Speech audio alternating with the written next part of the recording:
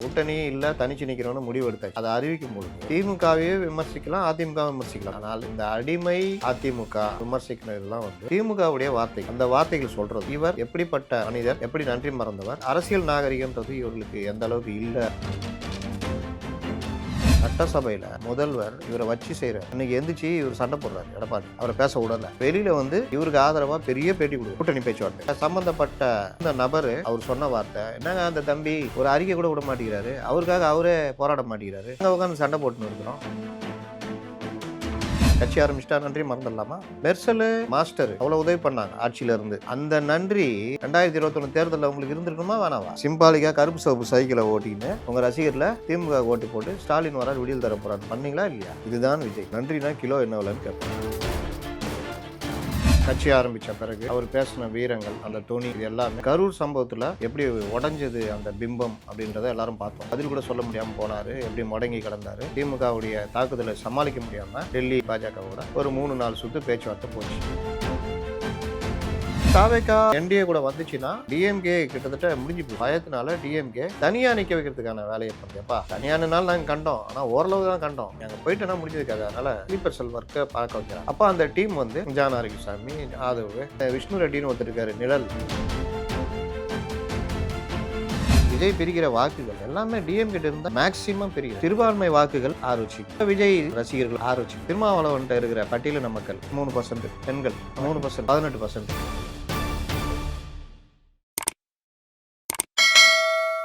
வணக்கம். வணக்கம். அதிமுக தாவேகா இந்த 2 கட்சிகளுக்கும் இடையில இருந்த ஒரு அண்டர்ஸ்டாண்டிங், ஒரு உறவுன்னு சொல்லலாம். அது எப்படி ஆரம்பிச்சது அப்படின்னா, அந்த கரூர் ஸ்டாம்பேடுக்கு அப்புறம் கூட்டணிக்கு அச்சாரம் போட்டாச்சு, கொடி அசையுது. இன்னொரு பக்கம் தாவேகாவினர் எடப்பாடி பழனிசாமி அவர்களுக்கு வருக வருகன்னு பேனர்லாம் கூட அடித்தாங்க.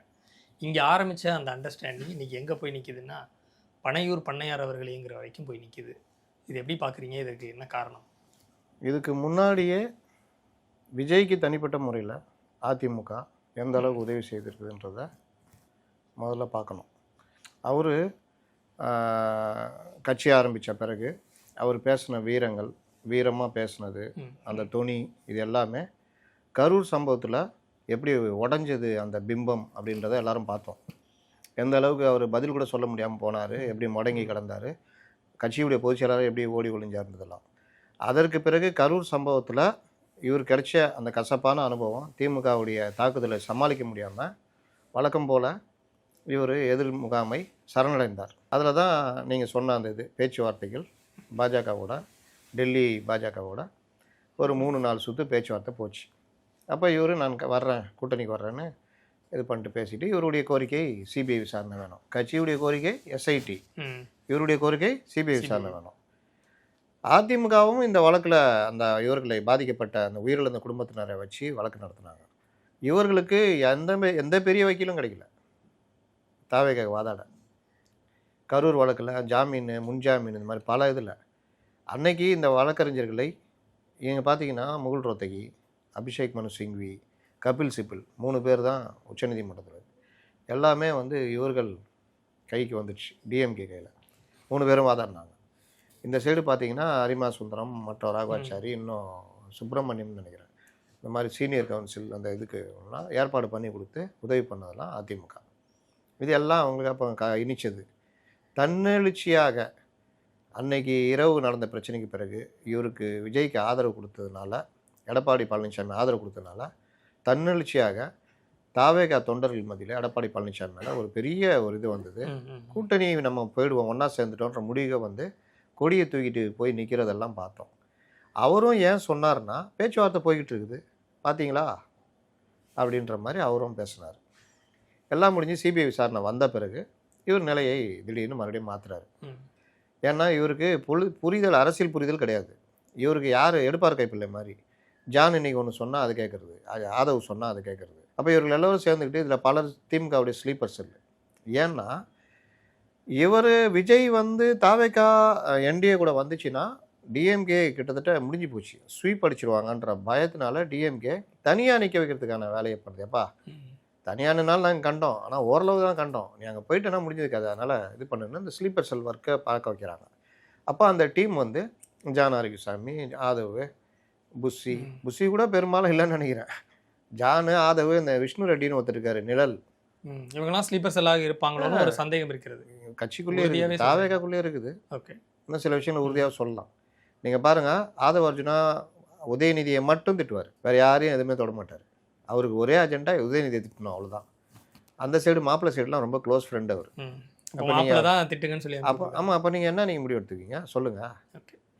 நீங்கள் அவ்வளோ யோக்கியர், அவ்வளோ நான் வந்து தாவேக்காக்கே நான் யாரையும் அவங்களோட யாரு கூட நட்பு கூட பாராட்ட மாட்டேன், நான் அடிப்பேன் அப்படின்னா நீங்கள் திமுகவை மொத்தமாக அடிக்கணும். அதே மாதிரி ஜானு முழுதும் இந்த சைடு அவருக்கு என்னென்னா அங்கே போயிடக்கூடாது, பிஜேபி பக்கம் அந்த சைடு போயிடக்கூடாதுன்னு, ஜெயிக்கிறோமோ தோக்குறோமோ அங்கே போகக்கூடாதுன்னு. விஜய் இவர்கள் பேச்சை தான் கேட்குறவர். அப்போ என்ன ஆகுதுன்னா பல்ட்டி அடிக்கிறாங்க. பல்ட்டி அடிக்கும் போதும் மறுபடியும் பேச்சுவார்த்தையில் அப்படியே ஓடிட்டு, இதை நான் அடிக்கடி பதிவு பண்ணிட்டே இருந்தேன், இப்போவும் பேசிக்கிட்டு இருக்கிறாங்கன்னு சொன்னேன். கடைசியாக பேச்சுவார்த்தை முறிவு நேரத்தில் தான் இந்த இதை கூட்டி அறிவிக்கிறார். எதை நாங்கள் தனியாக நிற்போம், கெத்தா நிற்போம், அதான் வெல்லுவோம், அது இதுன்னு நட்பு சக்திகள் இல்லைனால தனியாக வரும். ஆனால் இந்த மொத்த பிரச்சனைக்கு காரணம் என்னன்னா, இந்த 2 வார்த்தைகள் 2 சென்டென்ஸ்னு எடுத்துக்கலாம். ஒன்று வந்து இதுக்கு முன்னாடி ஆண்ட அதிமுக வந்து பாஜகவுக்கு அடிமையாக இருந்ததுன்னு சொல்லிட்டாரு ஒன்று. இன்னொன்று ஊழல் சக்தி அப்படின்னு சொல்லிட்டாரு. ஒன்று தீய சக்தி, இன்னும் ஊழல் சக்தின்னு சொல்லிட்டாரு. இது வந்து அதிமுகவுக்கு பொறுக்க முடியாமல் அவங்க கோவப்படுறாங்க. மேட்ரு என்னன்னா, இந்த 2 சென்டென்சஸ் கிடையாது. கூட்டணியே இல்லை, தனிச்சு நிற்கிறோன்னு முடிவு எடுத்தாச்சு, புதக்குழிக்கு போகிறோன்னு முடிவு பண்ணியாச்சு. அந்த முடிவுக்கு பிறகு அதை அறிவிக்கும் பொழுது திமுகவையே விமர்சிக்கலாம், அதிமுக விமர்சிக்கலாம், தப்பே கிடையாது. ஆனால் இந்த அடிமை அதிமுக அப்படின்னு விமர்சிக்கிறதெல்லாம் வந்து திமுகவுடைய வார்த்தைகள், அவங்களுடைய நரேட்டிவ். அந்த வார்த்தைகள் சொல்கிறதும் எடப்பாடி பழனிசாமியை விமர்சனம் பண்ணுறதும் இது பண்ணுறதும், இவர் எப்படிப்பட்ட மனிதர், எப்படி நன்றி மறந்தவர், ரெண்டாவது இவருக்கு அரசியல் நாகரிகன்றது இவர்களுக்கு எந்த அளவுக்கு இல்லை அப்படின்றது அதில் இதாச்சு. அதுக்கப்புறம் ஏடிஎம்கே இறங்கி அடிக்க ஆரம்பிச்சிட்டாங்க. என்ன காரணம்னா, கொரோனா பீரியடில் மாஸ்டர் படம் வந்ததில்ல, ஞாபகம் இருக்கா? அவங்க அதுதான் சொல்கிறாங்க, அந்த நேரத்துலலாம் உனக்கு தேவைன்னா நீ எப்படி வந்து நின்ன 5 மணி நேரம் காத்து கிடந்த சிஎம் வீட்டு வாசலில். அன்றைய முதலமைச்சர் நான் ஒரு நடிகராக இருந்தேன். இன்னைக்கு நான் அரசியல் வந்ததுக்கு அப்புறம் அதெல்லாம் பார்க்க கூடாது. நான் ஒரு கட்சி வச்சிருக்கேன், நீங்க ஒரு கட்சி வச்சிருக்கீங்க, தாராளமா.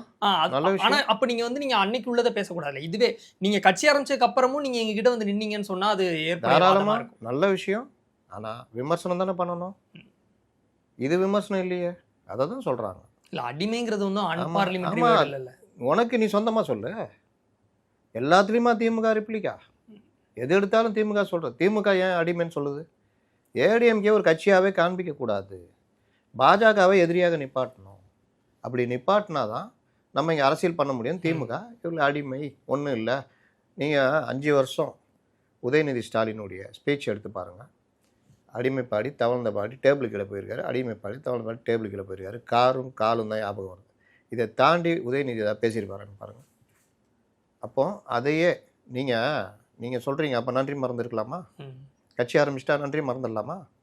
சொல்லுங்கள். இல்லை அது பர்சனலான ஒரு விஷயத்தில் நன்றி மறக்கக்கூடாது. நானும் ஒரு கட்சி ஆரம்பிச்சிட்டேன்னு நீங்களும் நானும் பழகுறோம், எனக்கு எவ்வளோ உதவி பண்ணுறீங்க. நான் கட்சி ஆரம்பிச்சிட்டேன், உங்களை வந்து கேவலமாக திட்டுவேனா? நானும் உங்களுடைய நிலைப்பாடு நான் திட்டலாம், விமர்சனம் பண்ணுறேன். விஜய் அவங்க திருப்பி திட்டினா என்ன பண்ணுவீங்க? அந்த ஸ்டாண்டர்டை விஜய் பர்சனலாக விஜய்க்கு இறங்கினா என்ன பண்ணுவீங்க? விஜயுடைய பல விஷயங்கள் தெரியும், இறங்கினா என்ன பண்ணுவீங்கன்னு கேட்குறேன். இவர் போய் நிற்கிறாரு 5 மணி நேரம் இந்த மாதிரி பண்ணி கொடுங்கன்னு. இந்தியாவிலேயே அப்போல்லாம் ஞாபகம் இருக்கா அவங்களுக்கு? ஆக்குபென்சி தான் இருந்தது இந்தியாவிலேயே. இவர் போய் கேட்டாருன்னு 100% பண்ணி கொடுத்தாங்க. எதுக்கு? மாஸ்டருக்கு தனி ஜிஓ போட்டு கொடுத்தாங்க. சென்ட்ரல் கவர்மெண்ட்டில் நோட்டீஸ் வந்துச்சு, யாரை கேட்டு பண்ணுறீங்க, எப்படி எந்த அடிப்படையில் பண்ணுறீங்கன்னு.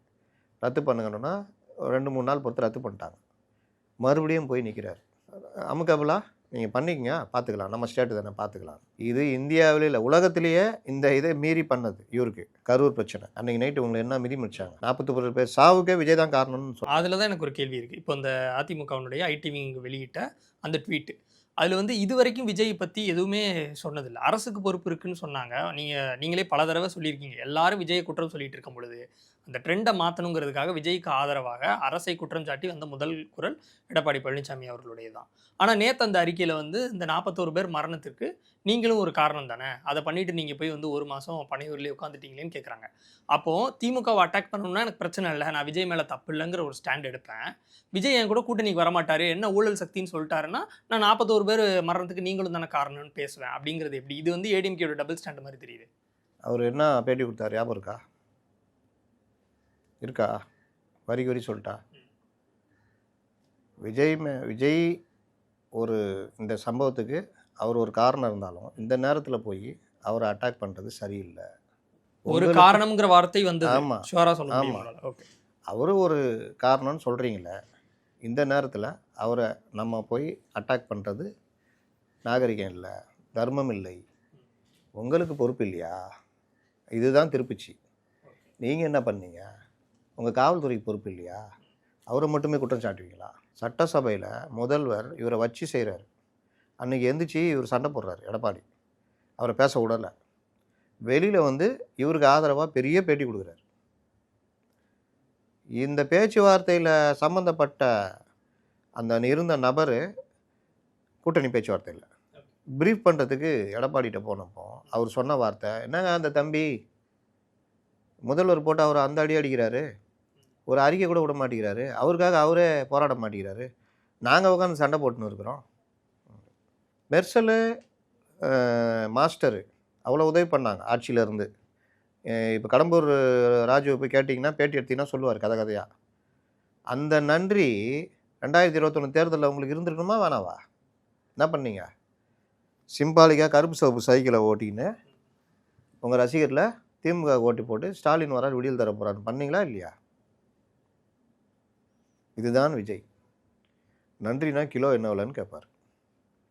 ராகுல் காந்தி இந்த ஜனநாயகன் படத்துக்கு அகில இந்திய தலைவர். அவர் ட்வீட் பண்ணுறாருன்னா இந்தியா முழுவதும் உங்களுக்கான இது போய் சேரும். உண்டா இல்லையா? நன்றி சொன்னீங்களா? ராகுல் காந்தி நன்றி சொன்னீங்களான்னு கேட்குறேன். இல்லை, நன்றி சொன்னால் அது கூட்டணி கன்ஃபார்ம் ஆன மாதிரி ஒரு தற்கொலை கூட பண்ணீங்க, கூட்டணிக்கு போங்க, தற்கொலை பண்ணிக்கங்க, மாடியிலேருந்து குதிங்க, நன்றி சொன்னீங்களான்னு நான் கேட்குறேன். அப்போது இவ்வளோ சப்போர்ட்டிவாக நாங்கள் இருந்திருக்கோம். அது அவருடைய எண்ணத்தை சொல்கிறேங்க. நல்லா புரியுது. அப்போ இது மட்டும் தான் காரணமா? இப்போ நன்றி சொல்லாமல் இருக்கிற விஜய் வந்து நன்றி காட்டாமல் இருக்கிறார். நம்ம இவ்வளோ நாள் சாஃப்ட் கார்னராக டீல் பண்ணோம், அது மட்டும் தான் காரணமா? நான் இன்னொரு பார்வையாக பார்க்குறேன். இவ்வளோ நாள் கூட்டணிக்கு வருவாராங்கிற மாதிரி இருந்துச்சு, வெளிப்படையாக போட்டு உடச்சிட்டாரு. கட்சி ஆரம்பிப்பாரு, அதனால் இப்போ மாஸ்டருக்கு ஹெல்ப் பண்ணுவோம். இல்லை, படத்தை விட்டுலாம். கரூர் ஏங்க உதவியே கேளுங்க, படம்னு ஏங்க சொல்கிறீங்க? உதவி. இவர் யாருங்க? அவர் சிஎம்ங்க. கொரோனாவில் வந்து அவ்வளோ தூரம் இப்போ செத்துக்கிட்டு இருக்கிறான். உனக்கு லாபம் வேணுமா? பக்கத்தில் உட்காரணுமா? 100% ஆக்குபென்சி கொடுக்கணுமா? யார்ப்பா நீ தம்பி? கிளம்பு. கொஞ்சமாக சமூக அக்கறை இருக்குதா உனக்கு? உட்காந்து உயிரை கொடுத்து போராடிக்கிட்டு இருக்கிறோம். படம் எடுத்துட்டான்னு வந்துட்டீங்கன்னு நிற்கிறேன். சூரரை போட்டுன்னு ஒரு தம்பி படம் எடுத்திருக்கான், என் இதில் வெளியிட்டான். ஓ கிளம்பு. சொல்லியிருக்கலாமா? இல்லாமா பண்ணிருக்கலாம்ல? இவருக்கு மேலே சமூக அக்கறை இருந்ததா சொல்லுங்கள். 50%ன்னு உலகமே, இந்தியா முழுவதுமே தேட்டர்கள் பொது இடங்களில் 50% தான் அப்படின்னு வந்தப்போ 100% போய் கேட்டிங்களே, உங்களுக்கு சமூக அக்கறை இருந்ததா? சரி, பண்ணி கொடுத்தாங்கல்ல, அந்த நன்றி இருந்ததா? கட்சி ஆரம்பிக்கலாம் விட்டுருங்க, தனிப்பட்ட முறையில் எது தான் சொல்கிறேன்னா, இவருக்கு நன்றி, விசுவாசம், அந்த நம்மளால் பாதிக்கப்படுறவங்க ஏதாவது பண்ணணும், இந்த எண்ணம் எதுவுமே கிடையாது. ஆனால் எம்ஜிஆர்னு சொல்லிக்குவாங்க. அதிமுகவுடைய இந்த கோபம் வெறுமனே நன்றி மறந்ததற்காக மட்டுமா? இல்லை கூட்டணியே வந்து இனிமேல் வரமாட்டாருன்னு கன்ஃபார்ம் ஆயிடுச்சு, அப்போ நம்ம அட்டாக் பண்ணுவோம்னு அடிக்கிறாங்களா? கன்ஃபார்ம் ஆயிடுச்சுங்க. கன்ஃபார்ம் அவங்க தான் கழட்டி விட்டாங்க. அவர் இவ்வளோ சீட்லாம் தர முடியாதுட்டார். 25 சீட்டுக்கு வர்த்து அது மாதிரிலாம் தர முடியாதுட்டார். அதுக்கப்புறம் பிஜேபி போய் மறுபடியும் பேசுகிறாங்க, இந்த மாதிரி அவர் உறுதியாக இருக்காருங்கன்னு. அதுக்கப்புறம் தான் இவங்க முடிவெடுத்து இது பண்ணாங்க. இந்த ஜானுங்கிறார்ல, சிறந்த அறிவாளி, அவர் கிறிஸ் ஜோடங்கிட்ட தனியாக ரூட் விட்றாரு, காங்கிரஸ் கூட போகலாம். காங்கிரஸ் இவங்களுக்கு வர காத்துக்கிட்டு இருக்கிற மாதிரி. கூட்டணி இல்லை, விஜய் தனித்தை தான் முடிவு பண்ணிட்டாங்க. இவரும் முடிவு பண்ணிட்டார். அந்த கூட்டத்தில் அதை தான் சூசகமாக அறிவிக்கிறார். அழுத்தமா? அதுவும் என்கிட்டயா? உங்ககிட்ட தான் போட்டு ஒரு அழுத்தணுன்னு ஓடினீங்களே அப்படி கரூரில். இப்போ அதுக்கு பணிஞ்சு ஒன்றும் கூட்டணிக்கு வந்துடலையே, என்டிஏக்கு தனியாக நிற்பேன் தானே நிற்கிறாரு விஜய். அது வந்து அரசியல் முதிர்ச்சியின்மைன்ற. நீங்கள் எல்லாமே தேவையில்லை. இப்போ நான் உங்களை கேட்குற சொல்லுங்கள், விஜய் இப்போ தனியாக நின்று ஜெயிக்கிறதும் என்டிஏ கூட்டணியில் போகிறதும் எதுக்கு தாவேக்காக்கு லாபம் சொல்லுங்கள், ஒரு பார்வையாளராக சொல்லுங்கள். எம்எல்ஏக்கள் தான் எனக்கு முக்கியம் அப்படின்னு அவர் நினைச்சாருன்னா, அது எம்எல்ஏக்கள் ஜெயிச்சு வரணும்ல. அதான் சொல்கிறேன், அது என்டிஏ தான் பெஸ்ட்டு. ஃபியூச்சருக்கு பார்க்கணும்னா தனியாக நிற்கிறது தானே சார் பெஸ்ட்டு. நம்ம ஃபியூச்சர் எப்படி போகும்னு தெரியல சார். இப்போ இதே மாதிரி தான் விஜயகாந்த் உங்கள் ஃபியூச்சர் வச்சாரு, அதுக்கப்புறம் என்ன பிஜேபி இருக்குது. தமிழ்நாட்டு மக்களுக்கு வேற யாருமே உதாரணம் வேண்டாம். ஜெயக்குமார் அவர்கள் முன்னாள் அமைச்சர் என்ன சொன்னார்? வேஸ்ட் லக்கேஜ், அவங்களால தான் நாங்கள் தோத்தோம், நான்லாம் வந்து முடிசூடா மன்னனாக இருந்தவன்னு கூட்டணி வச்ச அதிமுகவினுடைய முக்கியமான தலைவரே சொல்கிறாரு. அப்புறம் நானே அதே தப்ப பண்ணணும்னு விஜய் நடைமுறை என்ன நிரூபிச்சது? என்ன நிரூபிச்சு? ஆட்சி போனது தான் நிரூபிச்சது. என்ன ஆட்சி போச்சு? என்ன ஆட்சி போச்சு? 10 வருஷம் ஒரு கட்சி ஆட்சி நடத்திட்டு கலைஞர் இறந்த பிறகு 10 வருஷம் ஆட்சி இல்லாத கட்சி தோல்வியில் தோண்டு போன மக்கள் நல கூட்டணி எல்லாம் சேர்ந்து ஒரு இதில் ஃபார்ம் ஆகுறாங்க. இங்கே வந்து ஆன்டி இன்கம்பன்சி இருக்குது 10வது வருஷம். இவர்களுடைய பிரச்சாரம் பிஜேபியை முன்னிறுத்தி தான் பிரச்சாரம் பண்ணுறாங்க. தூத்துக்குடி துப்பாக்கி சூடு, சாத்தான்குளம் இது, சிஐஏன்னு பண்ணுறாங்க. அதெல்லாம் மீறி 2019 எத்தனை பர்சன்டேஜ்? 20. இவங்க 50. நீங்கள் சொல்கிற தோல்வினா படுதோல்வி ஆயிருக்கணும் 2021. இது நீங்கள் கமலஹாசன் கட்சி ஆரம்பித்து வாக்குகளை பிரிக்கிறார். 29% அதிமுக, இவர்கள் 45. 5.5% வித்தியாசம். டோட்டல் ஓட்டில் 15 லட்சம் வித்தியாசம். இவர் மட்டும் அமித்ஷா பேச்சை கேட்டுருந்தாருன்னா, டிடிவியை கூட்டணியில் கொண்டு வந்தாருன்னா 25 தொகுதி, நான் எடுத்திருக்கேன் கணக்கு, 25 தொகுதியில் ஜெயிச்சிருக்கலாம் கூடுதலாக. 105 சீட்டு ஜெயிச்சிருப்பாங்க. 105 சீட்டு ஜெயிச்சிருந்தா இவங்க கதி என்ன இருக்கும் பார்த்துங்க. இது வெற்றியே கிடையாது. அப்போ கூட பாருங்கள், 2 பேர் வாக்குகளையும் கூட்டினா 41%. இது பாஜகவையும் அதிமுக கூட்டினா இவர்கள் இன்னும் கீழே இறங்கிட்டாங்க, 44க்கு வந்துட்டாங்க. டிஎம்கே வாக்கு இன்னும் குறைஞ்சி போச்சு பர்சனலாக. இது இல்லாமல் 13 தொகுதியில் ஜெயிச்சிருக்காங்க. இதில் என்னன்னா, இவர்கள் பிரித்தாளும் சூழ்ச்சின்னு ஒன்று இருக்குல்ல, அண்ணாமலையை வச்சுலாம் உடச்சி விட்டாங்க. அது டிஎம்கே ப்ரில்லியண்ட்டாக பண்ணாங்க. அதில் அண்ணாமலையை வச்சு பண்ணதில் இறையானாங்க. அது தெரிஞ்சுக்கிட்ட அப்புறம் தான் ஒன்று சேர்ந்தாங்க. விஜய் பிரிக்கிற வாக்குகள் எல்லாமே டிஎம்கிட்ட இருந்து தான் கிட்டத்தட்ட மேக்சிமம் பிரிக்கிறார். நீங்கள் இன்னும் விஜய் ஒன்றும் இல்லை, இவரால் ஆட்சி பிடிக்க முடியாதுன்னு ஒரு எண்ணம் மக்கள்கிட்ட தோன்ற ஆரம்பிச்சிருக்குது. இது வந்து பால்வாடி கட்சின்றது. அப்போ திமுக வீழ்த்துனா அதிமுக தான் சாய்ஸ்ன்னு முடிவு பண்ணுவாங்க. சின்ன ஒரு பெரிய ஃபேக்டராக ஒர்க் பண்ணும். நீங்கள் பார்த்தீங்கன்னா ஓட்டு இருக்குல்ல, டாப்பில் உதயசூரியன், ரெட்டையில் இப்படி தான் இருக்கும். அப்புறம் தான் அந்த விசில்லாம் வரும். இவங்க சின்னத்தை எந்த அளவுக்கு கொண்டு போய் சேர்க்குறாங்க, விஜய் எவ்வளோ பிரச்சாரம் பண்ணுறாரு, வேட்பாளர்கள் எப்படி பலமாக இருக்காங்க, இந்த மாதிரி பல பிரச்சனை இருக்குது. திமுகவுடைய 45% சொன்னோம்ல, அதில் ஒரு 5% இந்த ஆன்டி இன்கம்பன்சிக்கான வந்ததுன்னா 40% வச்சுக்கிட்டிங்கன்னா சிறுபான்மை வாக்குகள் எல்லா காலத்துலையும் திமுக தான் உள்ளோம். 13%. அது அதிமுக உழவே இல்லை. 2வது அந்த வாக்கு இப்போ யாருக்கு போகுது? பாதி விஜய்க்கு போகுதுன்னு வச்சுக்கலாமா? வச்சுக்கலாமா? எவ்வளோ பர்சன்டேஜ்? 13ல் பாதியை வச்சுப்போம், 6.5%. 6 வச்சுக்கிங்க, 6 வச்சுக்கிங்க. போன தடவை விஜய் நான் சொன்னல நன்றி மறந்து சைக்கிளில் போய் ஓட்டு போட்டார், ரசிகர்களும் அங்கே போட்டாங்கன்னு. இப்போ அவங்களாம் யாருக்கு போடுவாங்க? விஜய்க்கு தான் போடுவாங்க. எத்தனை % வச்சுக்கலாம்? அது ஒரு 10 வச்சுக்குவோமா? 6 வச்சுக்குவோம். சரி, ஓகே. 12. திருமாவளவன்ட்ட இருக்கிற பட்டியலின மக்கள் இந்த வாக்குகள் 17% இருக்குது. காங்கிரஸ்கிட்ட, திருமாவளவன்ட்ட, டிஎம் கிட்ட. அதுலேருந்து விஜய்க்கு எவ்வளோ விடும்? இந்த இளைஞர்கள் 3 வச்சுக்கலாம். 3%, 15%. பெண்கள் ஒரு 3%. வேணாம் 3 போதும், 18%. இங்கே ஆன்டி இன்கம்பன்சியோ இல்லை வேறு எதுவோ தனியாக இவங்களுக்குன்னு வச்சுக்கிற ஓட்டு எதுவும் கிடையாது. இப்போ இவங்களுக்காக விழுற வாக்கில் ஒரு 7% வச்சுக்கிட்டா வச்சுக்கிங்க, 25% தாவேகா. இங்கே 18 குறைஞ்சிச்சின்னா 45ல் 18 குறைஞ்சா எவ்வளோ இருக்கும்? 27 தான் இருக்கும். 27. இங்கே இவர் 25. இவங்க 41%ல் 7 போச்சுன்னா 34. 32ன்னு கூட வச்சுக்கிங்க. யார் அடிப்பா? 32 தான் அடிக்கும். இதுதான் என்னுடைய கால்குலேஷன். இதுக்கு பலம் சேர்க்கிற விதமாக இந்த கூட்டணி நாளுக்கு நாள் ஸ்ட்ராங் ஆகிட்டே போகுது. இன்றைக்கி ஆம்ஸ்ட்ராங் அவங்களுடைய மனைவி பொற்கொடி வந்து நயினார் நாகேந்திரனை பார்த்து பேசியிருக்காங்க. சென்னையில் பட்டியலின இளைஞர்கள், பட்டியலின மக்கள்கிட்ட பெருவாரியான மரியாதை, அதுவும் இறந்து போன கண்டிப்பாக ஆம்ஸ்ட்ராங் அவர்கள் மேலே இருக்குது. அவங்களுக்கு திமுக மேலே ஒரு வெறுப்பும் அவருடைய மரணத்துக்கு அப்புறம் அதிகமாகவே இருக்குது. இப்போ அது சென்னையில் எப்படி எதிரொலிக்கணும்னு சொல்ல தேவையில்லை. இது ஒரு பார்ட்டு. இன்னும் பல கட்சிகள் வந்துட்டு இருக்காங்க. அந்நியார் எங்கே போகணும்னு தெரில அப்படின்னுங்கிறாங்க. யார் வெயிட்டாக கொடுக்குறீங்களோ அந்த சைடு குதிச்சிருவேன் அப்படின்றாங்க. பதில் மேல் போய் ஆமாம், இந்த மாதிரி நான் பார்க்கவே இல்லைங்க. நம்மளாம் பயந்து சொல்லுவோம் அந்நியார் எங்கே திட்ட போகிறாங்களான்னு. வெளிப்படையாக சொல்கிறாங்க. நேற்று சுதீஷும் நயினார் நாகேந்திரனும் பேசினாங்க. அப்புறம் சுதீஷ் போய் ஃபோனில் பேசிட்டு வந்து மறுபடியும் நயினார் நாகேந்திரன்ட்ட பேசினார். இது ஒரு பக்கம் ஓடி இருக்கு. நீங்கள் டெல்லி விடுமா, பேச்சுவார்த்தை முழுசுமே டெல்லி தான் கையில் எடுத்து பண்ணிகிட்டு இருக்குது. அவங்க பொறுத்தவரைக்கும் பீகார் மாதிரி ஒரு பலமான கூட்டணி கொண்டு வரும். இது உளவியல் ரீதியாக ஒரு இது இருக்குது. ஒரு கூட்டணினா எல்லாத்தையும் தாண்டி உளவியல் ரீதியாக ஸ்ட்ராங் ஆகிட்டாங்கப்பா, இந்த தடவை இவங்க தான்ப்பா அப்படின்னு ஒரு மைண்ட் வரும்ல, அதுக்கு ஓட்டு போகிறோம் ஒரு 10% இருக்கும். நீங்கள் பார்த்தீங்கன்னா இவர்கள் ஒரு நரேட்டிவை உருவாக்குனாங்க. டிடிவி, ஓபிஎஸ், சசிகலா இவங்க இல்லைன்னா தென் மாவட்டத்தில் அதிமுக ஒன்றுமே இல்லைங்க, இவங்க தாங்கன்னாங்க. இப்போ சொல்கிறேன், இவங்க நரேட்டிவ் உருவாக்குனாங்கல்ல, இவங்க பொருள் எடுத்து அவங்களே போட்ட கதை. டிடி உள்ளே வந்தோன்னே அந்த 2 நாள் எப்படி இருந்தது? என்டிஏ உண்மையிலே ஸ்ட்ராங் ஆகிடுச்சியா, டிடிவிலாம் உள்ளே வந்துட்டார். இவர் தம்பின்றதும் ஒரு அண்ணா அப்படின்றதும் திமுகவில் தான் பார்ப்போம், துரைமுருகனும் ஸ்டாலினும். இங்கே பார்த்தா டிடிவியும் எடப்பாடியும் தம்பி அண்ணா நாங்களெல்லாம் ஒரு தாய் வயிற்றில் வந்த குழந்தைகள். இந்த அணியில் சசிகலா அணிக்கு ஒரு 2 சீட்டை நம்ம கொடுக்க போகிறாங்க. அவங்க சொல்கிற ஆட்களுக்கு அவங்க வாய்ஸ் கொடுக்க போகிறாங்க. ஒன்று ரெண்டா, அப்புறம் ஒருத்தர் பம்பரமாக தனியாக சுற்றின்னு இருக்கிறாரு, ஓபிஎஸ் அவரை வான்னு கூப்பிட்டு அவருக்கு ஒரு 2-3 சீட்டு கொடுக்குறாங்க. மொத்தம் எல்லாரும் உள்ளே வந்துடுறாங்களா. அப்போ ஜனங்க மத்தியில் பலமான கூட்டணி. தாவேக்கா காங்கிரஸ் இணைவாங்களாங்கிறது பெரிய இஷ்யூவாக போயிட்டு இருந்துச்சு. திமுக கூட்டணிக்குள்ள காங்கிரஸுக்கும் திமுகவுக்கும் பெரிய மோதல் இருக்கிறதாக பேசப்பட்டுச்சு. இப்போ வந்து தளபதி அவர்களுடைய ஸ்பீச்சு, அவர் வந்து கிட்டத்தட்ட பயங்கரமாக அட்டாக் பண்ணியிருக்கிறாரு மாணிக்கம் தாக்கூர் அவர்களையும் ஜோதிமணி அவர்களையும். இவங்களுக்குலாம் என்ன தெரியும், இவங்க எம்பி ஆயிட்டாங்க, ஆனால் அதை கொடு இதை கொடுன்னு கேட்குறாங்க. அதான் ஆட்சியில் பங்கு அதிகாரத்தில் பங்குங்கிறது வந்து அப்படி கேட்குறாங்க.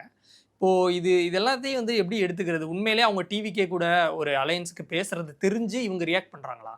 டிவி கூடலாம் அவங்க பேசலாங்க, சும்மா உருட்டிகிட்டு இருக்கிற அந்த மாணிக்க தாக்கூர். காங்கிரஸ் இதை பயன்படுத்தி கூடுதல் தொகுதி 40 சீட்டாக வேணுக்காக தான் டிமாண்ட் பண்ணுறாங்க. ஆனால் இதை நம்பிக்கிட்டு இந்த ஜான் ஆரோக்கியசாமி கிரிஸ் ஜோடங்கிற பாண்டிச்சேரியில் தனிமையில் சந்திப்போம்னு சொல்லிட்டு அங்கே ட்ரை பண்ணார். அப்புறம் இவருக்கு எடுத்து விட்டார் செல்வப்பந்து. அதனால் காங்கிரஸ் இந்த தடவை வந்து பாருன்ற மாதிரி நிற்கிறாங்க. திமுகவோட இடதுசாரிகள் டபுள் டிஜிட் தான்.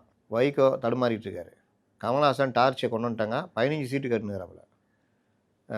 திருமாவளவன், இந்த பிரச்சனை எல்லாம் பெருசாக முட்டிகிட்டு இருக்குது. திருமாவளவனுடைய எதிர்ப்பு காரணமாக ஐயா ராமதாஸை கைகழுவி விடுற போக்குக்கு திமுக வந்திருக்கு. ஐயா ராமதாஸ் எதிர்த்து இன்றைக்கி அறிக்கை விட்டார். இது எல்லாம் நீங்கள் பார்த்தீங்கன்னா இங்கே ஜெல்லு ஆகிட்டு இருக்கு. எதுக்கே ஜெல்லாவிலையும் அங்கே ஜெல் ஆகிடுச்சு. எங்கே ஜெல்லாக இருந்ததோ அங்கே இஷ்யூ வருது. இல்லை, இந்த மாதிரி காமிச்சிக்கினாங்க. ராஜ்நாத் சிங்கை கூப்பிட்டு நாணயம் வெளியிட்டப்போ ஜெல்லாவாக இருந்தது. திருமாவளவனை அந்த புத்தக வெளியிட்டில் போகக்கூடாதுன்னு சொன்னப்போ ஜெல்லாக இருந்தது. சாம்சங் சங்கம் அமைக்க மாட்டேன்னு பிரச்சனை பண்ணப்போ ஜெல்லாவாக இருந்தது. நம்ம ஊடகங்கள் பத்திரிகையாளர்கள் இந்த பக்கமே கண்ணு திருப்ப மாட்டாங்க, அப்படியே தான் பேசுவாங்க. அதனால் பிப்ரவரி மாதம் மோதல் மாதம்.